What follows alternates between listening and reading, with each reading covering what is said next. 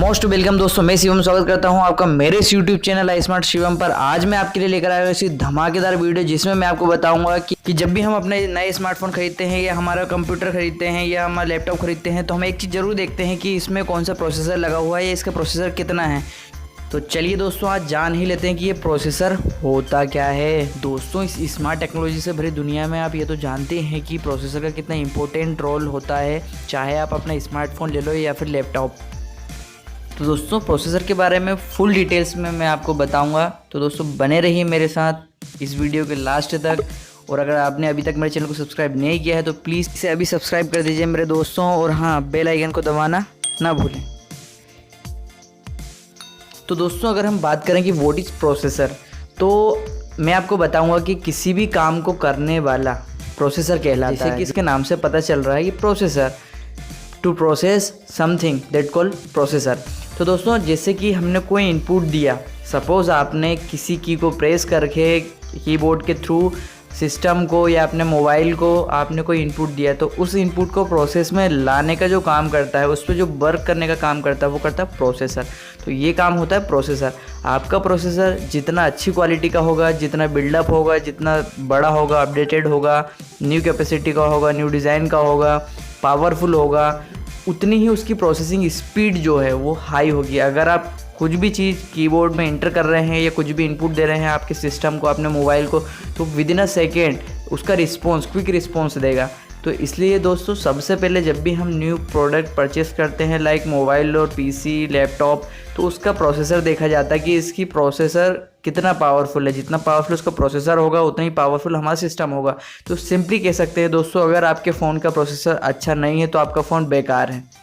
दोस्तों, अगर हम प्रोसेसर को एग्जांपल के तौर पे समझें तो यूँ समझ लीजिए कि जो प्रोसेसर होता है वो हार्डवेयर एंड सॉफ्टवेयर के बीच एक मीडिएटर का काम करता है। फॉर एग्जांपल, तो अगर आप गाड़ी चलाते हो, बाइक अगर आप चलाते हो, तो आपको पता होगा कि एक्सीलेटर और गियर दोनों के बीच में जो हमारा क्लच होता है वो एक मीडिएटर का रोल प्ले करता है, जिससे गियर शिफ्ट करने में आसानी होती है। दूसरे एग्जांपल अगर मैं बताऊं तो सपोज़ आपको हिंदी आती है और आप कहीं घूमने गए हो, अगर वहाँ पर आपको कोई अनदर पर्सन मिलता है जिसको मलयालम, मराठी आती है और आपको उससे बात करना, तो दोस्तों आप दोनों एक दूसरे से बात नहीं कर पाओ। इसके लिए आपको इंग्लिश लैंग्वेज की ज़रूरत पड़ेगी। तो दोस्तों, यहाँ पर इंग्लिश जो लैंग्वेज है वो एक मीडिएटर का काम कर रही है, जो दोनों के कम्युनिकेशन को अंडरस्टैंडिंग में हेल्प कर रही है। ऐसी ही हेल्प प्रोसेसर आपके मोबाइल फ़ोन में काम करता है।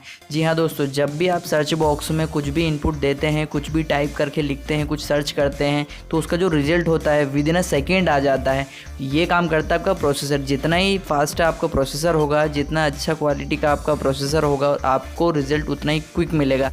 दोस्तों, जब भी मोबाइल के प्रोसेसर की बात आती है तो हमें ये ज़रूर बताया जाता है कि इसमें स्नैपड्रैगन 845 दिया हुआ है, जो कि 10 नैनोमीटर पे वर्क करता है। ऐसे ही कुछ जो प्रोसेसर हैं वो 14 नैनोमीटर पे वर्क करते हैं। वहीं अगर हम बात करें हीलियो P70 की, तो वो 9 नैनोमीटर पे वर्क करता है, 8 नैनोमीटर पे वर्क करता है।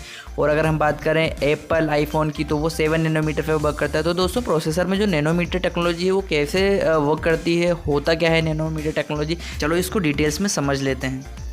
दोस्तों, जब भी हम किसी प्रोसेसर की बात करते हैं तो इसका कोर सामने आता है कि इस प्रोसेसर का जो कोर है वो डुअल कोर है, ये क्वाड कोर है, ऑक्टा कोर है।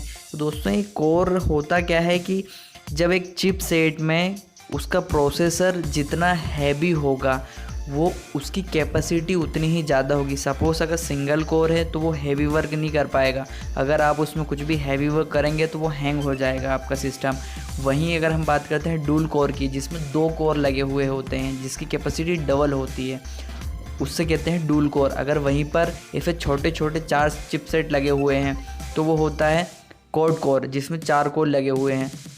वहीं अगर हम बात करें ऑक्टा कोर की, जिसमें 8 चिपसेट लगे हुए हैं, वो होता है ऑक्टा कोर। तो दोस्तों, कोर जितना ज़्यादा होगा उस प्रोसेसर की कैपेसिटी उतनी ही ज़्यादा होगी, वो उतना ही ज़्यादा वर्क कर सकता है, उतना ही पावरफुल होगा। तो दोस्तों, बेसिकली कोर क्या करता है कि जो आपका प्रोसेसर है उसको स्टेबल करने का काम करता है। उसमें जितने सारे जो आपके कोर होंगे तो आपके काम को भी, जो आपकी टास्क है उसको बराबर हिस्सों में बांट दिया जाएगा, जिससे कि वो काम इफ़िशिएंट और फास्ट हो जाए। चलिए दोस्तों, इसे भी एक एग्जांपल के तौर पे समझते हैं। जब कोई एक व्यक्ति किसी एक काम को 1 घंटे में कंप्लीट करता है और उसी काम को अगर 4 लोग एक साथ करते हैं तो वो काम 15 मिनट में कंप्लीट हो जाएगा। बट उसी काम को जब 8 लोग मिल कर के एक साथ करते हैं तो वो 2 मिनट के अंदर कंप्लीट हो जाएगा। इसी प्रकार दोस्तों जितने ज़्यादा कोर आपके प्रोसेसर के अंदर होंगे उतना ही फास्ट आपका प्रोसेसर होगा और हाई कैपेसिटी का होगा। चलिए दोस्तों, तो अब हम बात कर लेते हैं नैनोमीटर की। जब भी कोई प्रोसेसर डिज़ाइन किया जाता है तो उसके जो आर्किटेक्चर होता है वहाँ पर देखा जाता है कि इसमें कितने नैनोमीटर के चिपसेट्स या फिर ट्रांजिस्टर लगाने हैं। दोस्तों हर एक प्रोसेसर में ट्रांजिस्टर लगे होते हैं। दोस्तों एक प्रोसेसर में कई हज़ार लाखों ट्रांजिस्टर लगे होते हैं और जो ट्रांजिस्टरों के गेट का जो डिस्टेंस है या फिर 2 ट्रांजिस्टरों के बीच की जो दूरी है वो जितनी ज़्यादा कम होगी उतना ही फास्ट और उतना ही क्विक रिस्पॉन्स हमारा प्रोसेसर देगा। क्योंकि अगर उन दोनों की दूरी अगर ज़्यादा होगी तो किसी भी चीज़ को कंपाइल करने में, रन करने में उस प्रोसेसर को ज़्यादा टाइम लगेगा। इसीलिए एक प्रोसेसर के अंदर जितने भी कोड या ट्रांजिस्टर लगे हुए होते हैं वो काफ़ी पास लगे हुए होते हैं। और दोस्तों जो इन ट्रांजिस्टरों के बीच की जो दूरी होती है उसे हम नैनोमीटर में मापते हैं। ये दूरी जितनी कम होगी, नैनोमीटर जितना कम होगा उतना ही फास्ट और इफ़िशियंट हमारा प्रोसेसर होगा। सपोज जैसे हम बात करते हैं कि कोई प्रोसेसर 10 नैनोमीटर पे वर्क करता है, 12 नैनोमीटर पे वर्क करता है या 7 नैनोमीटर पे वर्क करते हैं। दोस्तों जो आईफोन का प्रोसेसर आता है वो 7 नैनोमीटर पे वर्क करता है। इट मीन्स कि 2 ट्रांजिस्टरों के बीच की दूरी इन बाकी ट्रांजिस्टरों के दूरी के मुकाबले में काफ़ी कम है। तो आईफोन का जो प्रोसेसर होता है वो काफ़ी फास्ट और इफ़िशियंट होता है। तो हम कह सकते हैं दोस्तों कि जितने कम नैनोमीटर का चिपसेट हमारे प्रोसेसर में लगा होगा हमारा प्रोसेसर उतना ही फास्ट और इफ़िशियंट होगा।